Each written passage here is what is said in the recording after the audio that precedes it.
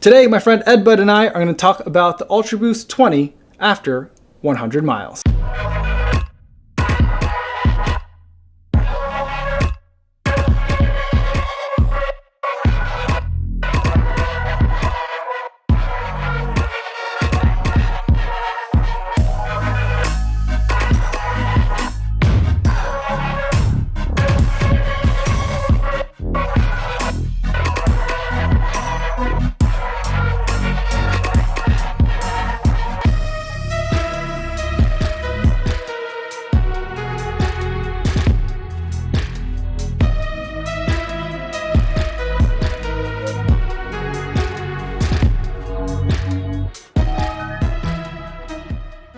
6.09 miles, 8 minutes, 42 seconds per mile, 139 beats per minute today. Getting out there for a nice and easy run for about 53 minutes. So well under my 1 hour maximum, my self-imposed maximum that I put on myself. I'm running in Chicago where we are allowed to run these days.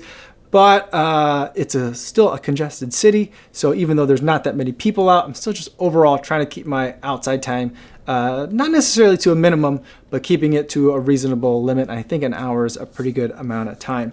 Today, what I want to talk to you guys about is the Ultraboost 20, and it's been an unusual shoe for me. It's been a real surprise. It threw me a couple of curveballs, and I thought it'd be really great to bring in a friend, Eddbud, who could give his opinion on it. Greetings, people of the earth. My name's Eddbud, and I'm a British gentleman who particularly enjoys running. I'm also a self-proclaimed shoe enthusiast.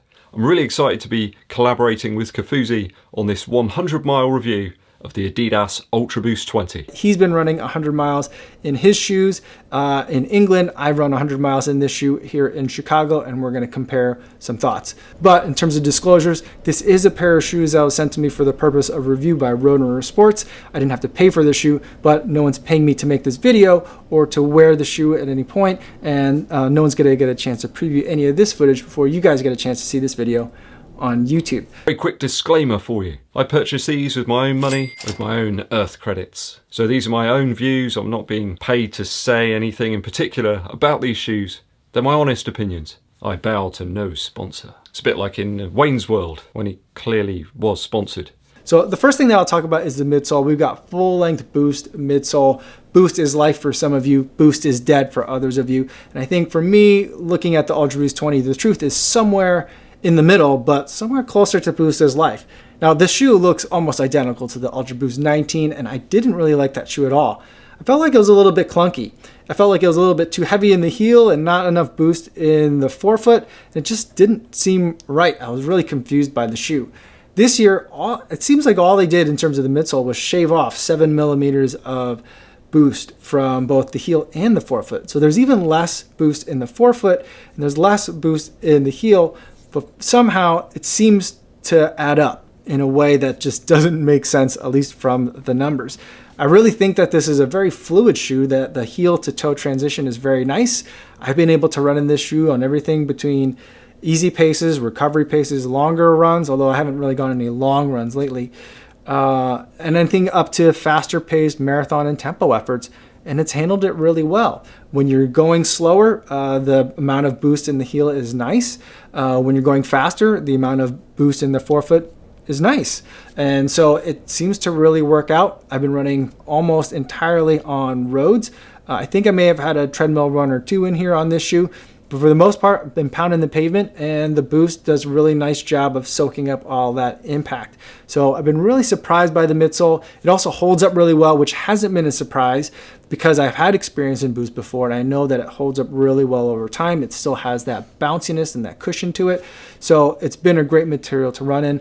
It's hardly be able to tell by running in this shoe that it's got 100 miles in the shoe already. So very pleased at how well the shoe is holding up over the last 100 miles. On paper, the midsole should work out really well. It should be a maximally cushioned shoe. I've just felt that they've just gone too far with that. There's just way too much boost there for my liking. Over the 100 miles, it was the implementation of that cushion that just didn't really work for me. The heel to toe drop here is supposed to be 10 mil. It does feel like more than that to me. I constantly found myself scuffing the heel wear of this shoe. It just feels like a massive drop. I think a big issue for me in terms of the midsole here is the weight of the thing. It's a weighty shoe. I'll put some info up on the screen for you to tell you just how weighty it is in a UK size 11 or a US size 12. One of the big things I had to do with this shoe was actually chop out part of the insole. This made it a workable proposition for me to continue running in it. It just relieved a bit of pressure on the outside of my heel. Just gave me a tiny bit more room, and it just seems overly cupped around the edge of the midsole there. And inside the shoe itself.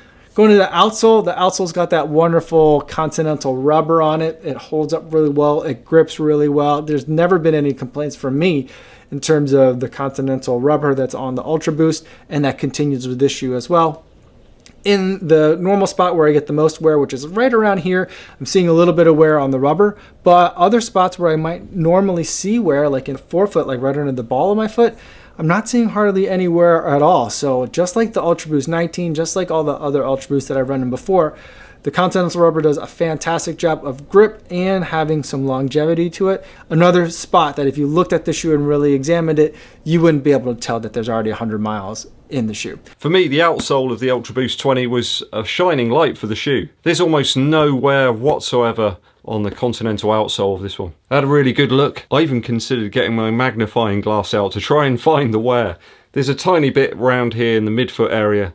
Almost nothing on the rest of the shoe though. Just a merest hint of wear in the midfoot. And as such, I think I could predict some superb durability if you do go for the Ultraboost 20. I do think that's down to the Continental rubber here. I need to explain this. So back in the mid-noughties, Continental, we call them over here in the UK, used to sponsor the Champions League football tournament, and they had an advert on there with a guy sort of running along, and then he would skid down on his knees and it would say Continental. So that's why it's always going to be Continental to me rather than Continental, and I think it just sounds better. On the upper, we've got prime knit, which I'm a big fan of the prime knit. I always have been. I love the booty construction.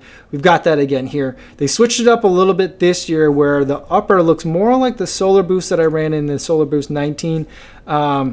Not necessarily thinking that's a bad thing, but I don't think it's a good thing either. It seems to be a change for the sake of change.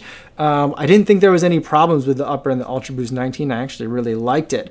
This year, it looks a little bit more like a running shoe than a casual shoe with some of the changes, although it still is pretty out there in terms of design compared to like a traditional standard running shoe.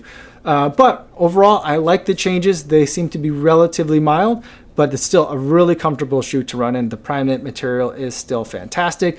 There's a little bit of padding in the heel cup area. I don't think that I necessarily needed it, but if you're looking for a little bit more comfort in the rear part of the shoe, it's definitely there. There's some structure and some stiffer portions in the heel to give it some rigidity and some support.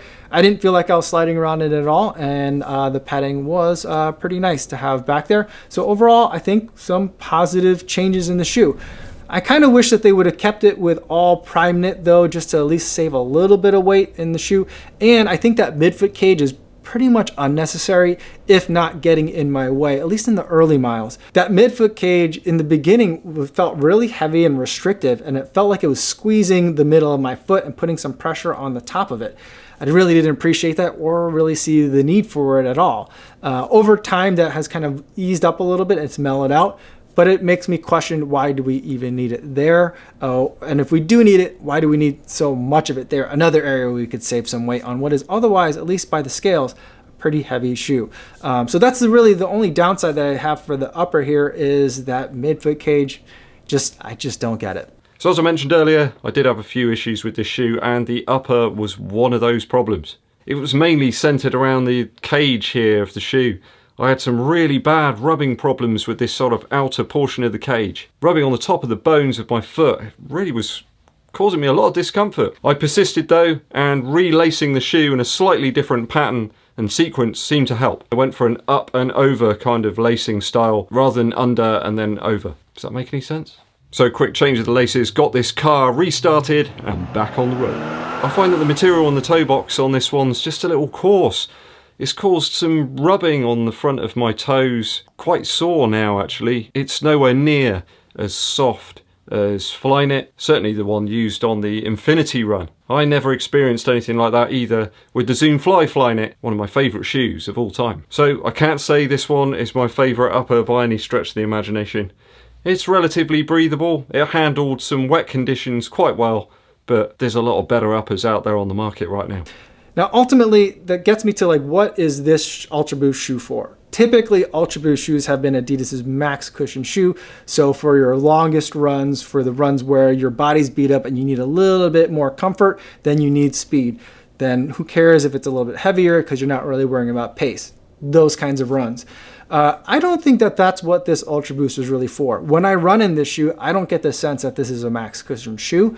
What I get from this shoe is that's a daily trainer. For the far edges, where your fastest days or for your longest miles, maybe this isn't the shoe for you anymore, which is weird because this part here where you were looking about those like longest runs, highest mileage weeks, that's usually where the Ultraboost tended to fit before.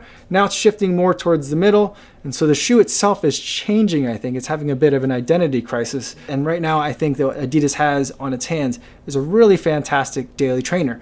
It also kind of fits in that daily trainer plus category that I've been seeing really popular in a lot of other brands as well, where if you're a runner that's taller than me and the regular daily trainers that are out there maybe aren't giving you enough cushion, then this is a really good option for you. And so that's another place where I think that this shoe can really shine. I'm pretty sure that this shoe could work very well for someone that's looking for a maximally cushioned option. Perhaps if they're looking at doing some longer distances and need some more cushion, or perhaps some slower paces, maybe a long run shoe perhaps. I've got to say that the shoe setup just doesn't really inspire me. There's some interesting ideas going on there, but it just doesn't really work for my running mechanics. I think it could work for some people, but for an overly tall and slight British man who's rather slender and has a spirit animal of a giraffe, it's just not happening for me. I think there's a ton of other shoes on the market that are a little more inspiring and certainly work better for somebody like me at the moment. So those are my thoughts on the Ultraboost 20,